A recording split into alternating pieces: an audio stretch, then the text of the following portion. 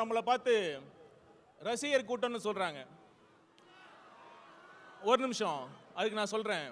இப்ப நம்ம கூட அண்ணன் இருக்கார்ல, கே செங்கோட்டையன் அண்ணா அவர்கள், ஒரு காலத்துல அவர் தீவிர எம்ஜிஆர் ரசிகர். இன்னைக்கு ஒட்டுமொத்த தமிழ்நாடு மதிக்கின்ற ஒரு மிகப்பெரிய ஆளுமையாக இருக்கிறார் இல்லையா? இருக்கிறார் இல்லையா? அதே மாதிரி இந்த ரசிகர் கூட்டத்தில் இருந்து இன்னும் எத்தனை செங்கோட்டையன் வரப்போகிறார்கள் என்பதை பாருங்கள்.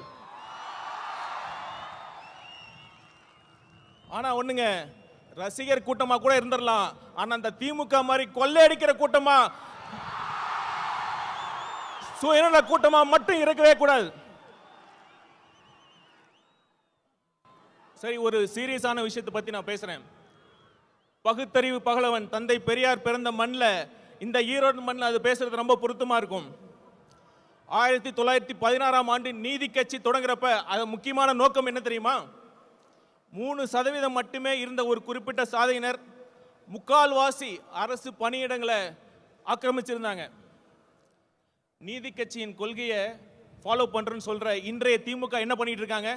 3% இல்ல, ஒரு குறிப்பிட்ட குடும்பத்திற்காக மட்டுமே, அந்த குறிப்பிட்ட குடும்பத்திற்காக மட்டுமே ஆட்சி செஞ்சிட்டு இருக்காங்க. அந்த குறிப்பிட்ட குடும்பத்தில் பிறந்துட்டா ஆட்சி, பணம், அதிகாரம் எல்லாமே.